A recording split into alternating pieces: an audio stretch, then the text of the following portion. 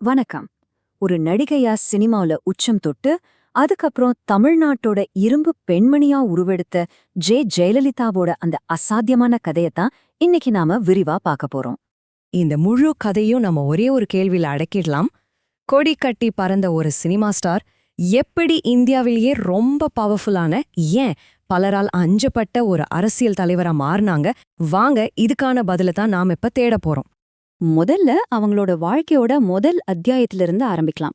அவங்க அரசியலுக்கு வர்றதுக்கு பல வருஷங்களுக்கு முன்னாடியே தென்னிந்தியா முழுக்க லட்சக்கணக்கான ரசிகர்களோட இதயங்களை கொள்ளையடிச்சு ஒரு வெள்ளித்திரை ராணியா இருந்தாங்க. இந்த டைம்லைனை கொஞ்சம் பாருங்களேன். 1960கள்ல ஒரு புதுமுகமா வர்றாங்க. ஆனா அடுத்த 10 வருஷத்துல தென்னிந்தியாவோட டாப் ஸ்டார் ஆயிடுறாங்க. அப்புறம் 70கள்ல பாத்தீங்கன்னா 100க்கும் மேற்பட்ட வெற்றி படங்கள்ல நடிச்சு ஒரு பெரிய சாதனையே பண்றாங்க. ஆனா சுவாரஸ்யமான விஷயம் என்னன்னா, 80களோட தொடக்கத்துல சினிமாவுல உச்சத்துல இருக்கும்போதே அவங்க வாழ்க்கையோட அடுத்த ரொம்ப முக்கியமான ஒரு கட்டத்துக்கு தன்னை தயார்படுத்திக்கிறாங்க. அதுதான் அரசியல். சரி, இப்போ அவங்க வாழ்க்கையோட அந்த ஆச்சரியமான 2வது கட்டத்துக்குள்ள போலாம். முழுக்க முழுக்க ஆண்கள் மட்டுமே ஆதிக்கம் செலுத்திட்டு இருந்த அந்த அரசியல் உலகத்துக்குள்ள அவங்க எப்படி நுழைஞ்சாங்க, வாங்க பார்க்கலாம்.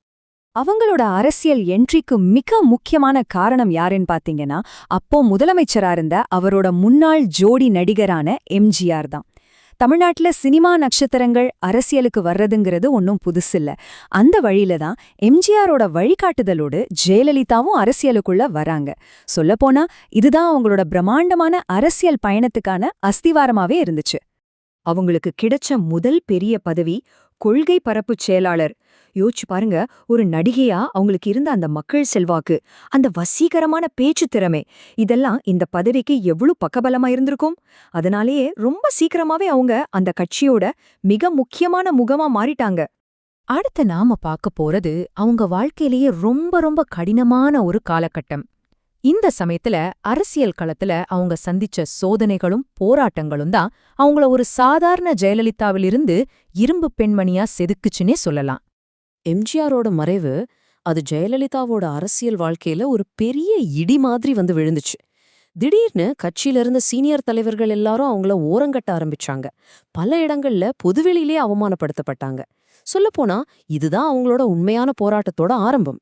சரியா, இந்த காலகட்டத்துல தான் அந்த வரலாற்று புகழ்பெற்ற சபதத்தை உனங்க எடுத்ததா சொல்லப்படுது. நான் திரும்பவும் இந்த சட்டசபைக்குள்ள வந்தா அது முதலமைச்சராதான் இருக்கும். இந்த ஒரு வரி அவங்களோட அந்த அசைக்க முடியாத உறுதியையும் வைராகியத்தையும் உலகத்துக்கே பறைசாற்றுச்சு. அந்த அவமானங்கள், தடைகள் எல்லாத்தையும் தாண்டி அவங்களோட வெற்றி பயணம் தொடங்குச்சு.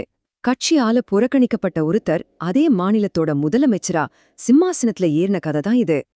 ஆனா இது எப்படி சாத்தியமாச்சு? இந்த 3 ஸ்டெப்ஸ பாருங்க, உங்களுக்கு புரியும். முதல்ல சிதறி கிடந்த கட்சிய தன்னோட ஒற்றை தலைமையின் கீழே கொண்டு வந்தாங்க. அப்புறம் தன்னோட பேச்சால மக்களை ஈர்த்து கட்சிய ஒரு இமாலய வெற்றிக்கு கொண்டு போனாங்க. கடைசியா தன்னோட சபதத்தை நிறைவேற்றி முதல் முறையா தமிழ்நாட்டோட முதலமைச்சரா பதவியேத்தாங்க. அவங்க முதலமைச்சரான பிறகுதான் மக்கள் அவங்கள அம்மான்னு பாசத்தோட கூப்பிட ஆரம்பிச்சாங்க.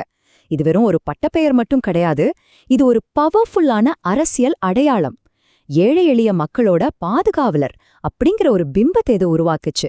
சொல்லப்போனா இந்த அம்மாங்கிற அடையாளம்தான் அவங்களோட அரசியல் வியூகத்தோட மையப்புள்ளியாவே மாறுச்சு. அவங்களோட நலத்திட்டங்களோட தாக்கம் எந்த அளவுக்கு இருந்துச்சு தெரியுமா? பல லட்சக்கணக்கான மக்கள் தினமும் அவங்க கொண்டு வந்த திட்டங்களால நேரடியா பலனடைஞ்சாங்க. இந்த பிரம்மாண்டமான எண்ணிக்கை அவங்களோட அரசியல் செல்வாக்குக்கு ஒரு மிகப்பெரிய உதாரணம். இந்த அம்மா பிராண்டுங்கிறது சும்மா ஒரு பெயர் மட்டும் அல்ல. நீங்களே பாருங்க, பசிச்சா சாப்பிட அம்மா உணவகம், தாகத்துக்கு அம்மா குடிநீர், மருந்து வாங்க அம்மா மருந்தகம், வீடு கட்ட அம்மா சிமெண்ட், படிக்கிற பிள்ளைங்களுக்கு லேப்டாப்னு அவங்களோட திட்டங்கள் மக்களோட அன்றாட வாழ்க்கையோட ஒரு அங்கமாவே மாறிப்போச்சு. சரி, இப்போ நாம கடைசி பகுதிக்கு வந்திருக்கோம். ஜெயலலிதாவோட ஆட்சிங்கிறது ஒரு நேர்கோட்டு கதை கிடையாது. அதுல நிறைய சிக்கலான முரண்பாடான பக்கங்களும் இருக்கு. அவரை பத்தி ஏன் இவ்ளோ வெவ்வேறான கருத்துக்கள் இருக்கு, அதையும் நாம பார்க்கலாம் வாங்க. இந்த ஸ்லைட பாத்தீங்கன்னா அவரோட ஆளுமையோட 2 பக்கத்தையும் ரொம்ப தெளிவா பார்க்கலாம். ஒரு பக்கம் ஏழைகளுக்கும் பெண்களுக்கும் ஒரு பாதுகாவலனா, அன்பான அம்மாவா தெரியறாங்க. ஆனா அதே சமயம் இன்னொரு பக்கம் பாத்தீங்கன்னா தனிநபர் வழிபாட்டை வளர்த்தாங்க, எண்ணற்ற ஊழல் குற்றச்சாட்டுகளை சந்திச்சாங்க, எதிர்ப்பு குரல்களை நசுக்குனாங்கன்னு கடுமையான விமர்சனங்களும் அவங்க மேல இருக்கு. அப்போ ஜெயலலிதான்னா யாரு? பெண் அதிகாரத்தோட ஒரு சின்னமா, இல்ல ஒரு அபாயகரமான தனிநபர் வழிபாட்டோட அடையாளமா? ஒருவேளை இந்த கேள்விக்கான பதில தேடுறதுதான் அவரோட அந்த சிக்கலான ஆனா இன்னிக்கும் நிலைச்சு நிக்கிற அரசியல் பயணத்தை புரிஞ்சுக்கிறதுக்கான வழியா இருக்கும்.